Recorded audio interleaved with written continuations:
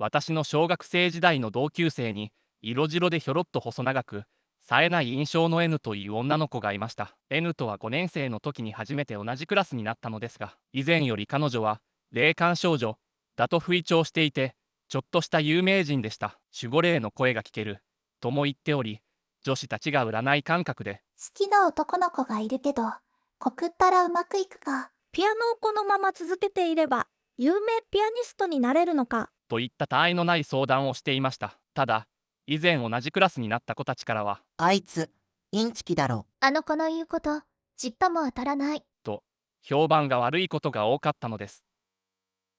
遠足で山や川に行ったりした時も、あそこに霊がいる。大丈夫だよ。私が追い払ったから。などと言っていましたが、私には、ああ、本当は見えてないな、と、わかりました。私は、霊感体質、で、人には見えないものが見えるのですが、彼女の言うことは、ことごとく外れていました。いないのにいると言ったり、逆に私には見えていても彼女は無反応だったり、そもそもそんなにしょっちゅう霊に出くわすわけがないのです。私は少し冷めた目で彼女を見ていて、関わらないようにしていました。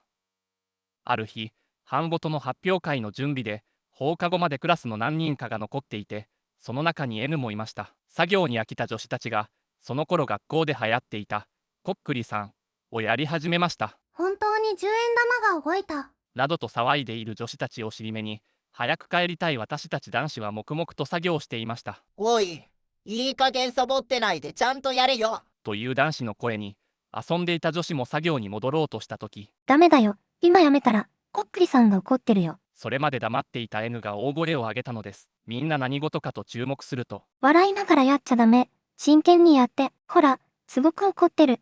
今、さくちゃんの後ろにいるよ。と、N はあちこち指をさして、まくし立てます。青い顔をしている女子もいましたが、その頃には、本当は霊能力などない、ことがバレ始めていて、半数以上はうんざりして N を見ていました。私は、またやってんだ、と思いつつ作業していましたが、不意に予感を覚え、目を向けると、教室の隅に黒いもやのようなものがわだかまっていました。それが何かは分かりませんでしたが、あまり良くないものだと感じました。N は、しらけた空気に苛立っているのか、ほら、そっち行った。今、あんたのことを睨んでるよ。などと言いつつ見当違いの方向を指さしていたのですが、今、そこにいる。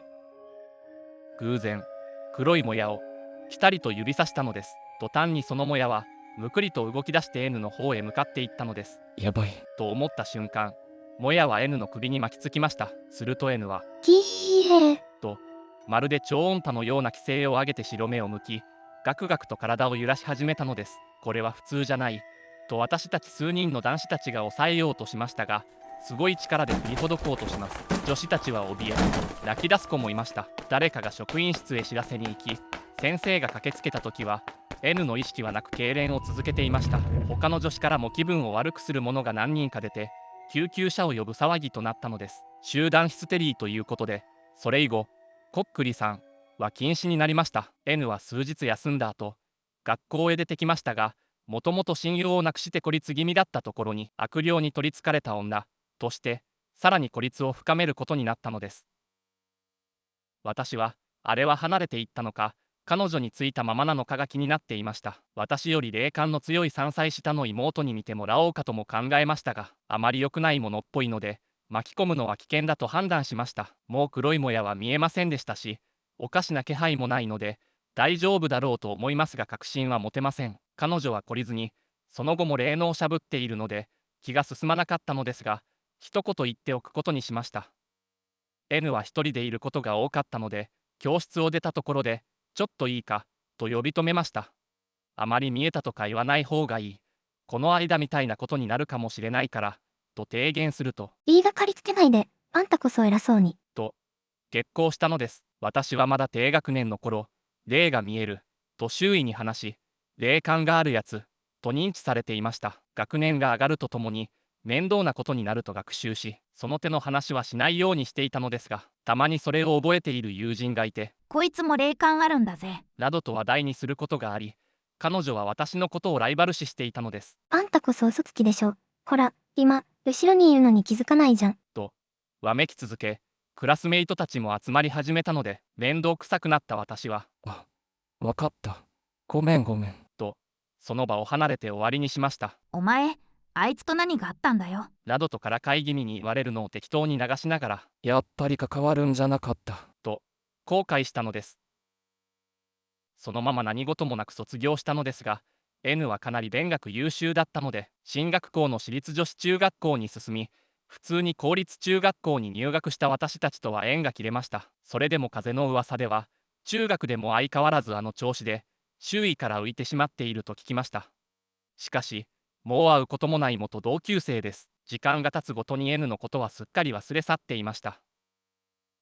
それから年月が経ち、私が20歳になった時のことです。文化ホールで行われた成人式に出席しました。小学校や中学校時代の懐かしい顔と久しぶりに会い、話し込んでいると、おい、N がお前を呼んでるぞ。と、小学校の時、同じクラスだった友人が知らせに来ました。すっかり彼女のことを忘れていた私は、名前を聞いた途端にあの嫌な出来事を思い出しました。告白かもよ。などとはやし立てられて不詳不詳、教えられた場所に向かいました。人気のない文化ホールの裏手で N は待っていました。振り袖ではなく、黒っぽいスーツを着て、髪は短くなっていましたが、顔立ちは確かに N でした。私を見ても特に笑顔を見せることもなく、ちょっと黙礼するだけです。来信、やだなぁと思いつつ、久しぶり、元気だった、と、なんとか笑顔を作って、彼女の前に立ちました。お久しぶり。ね、あの時のことだけど。挨拶もそこそこに、N は挑むような目つきで、硬質な声色で切り出します。あの時。小学校の時よ。私のことインチキだって言ったよね。まだそう思ってる？はあ、私が首をかしげると。私は本当に霊が見えるんだから。あれから私はしょっちゅう金縛りにあるようにもなったし、周りには聞こえない声も聞こえるようになった。今日だって見えない手で背中を押されたりした。私は霊能力者なんだからね。と、大声ではないものの、冷たい声で言い放ったのです。その時、あの黒いもやが彼女の首に巻きついているのが一瞬だけ見えました。今のは気のせいか。立ち尽くしている私を見て、ゾッとするような笑みを浮かべると、私はあなたみたいな偽物とは違うの。そう言うと、背を向けて歩き出します。おい、待てよ。思わず引き止めようとした時、N は振り返りもせず、余計なことは言うな。と、彼女のものではない男か女かわからないしゃがれた声で言うと、そのまま歩き去っていきました。あれからしょっちゅう金縛りに遭うようにもなった。周りには聞こえない声も聞こえるようになった。今日だって見えない手で背中を押されたりした。まさかまだあれは N についてるのか。一体何の目的で。そうだとしたら N はこれからどうなるんだ。私は呆然として彼女の後ろ姿を見送ることしかできませんでした。その後、N と交友のあった数名の女の子にそれとなく聞いてみましたが、もう付き合いはなく、今の彼女の詳しい状況を知っている子はいませんでした。高校、大学とかなりランクの高いところへ入ったようですが、どちらでもエキセントリックな人として扱われているらしいと分かっただけでした。それから10年以上経ち、N の消息や噂は聞こえてきません。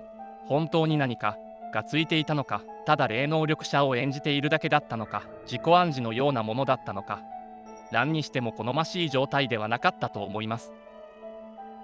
はっきりしているのは、見えないのに見えるふりをするのは良くないということだけです。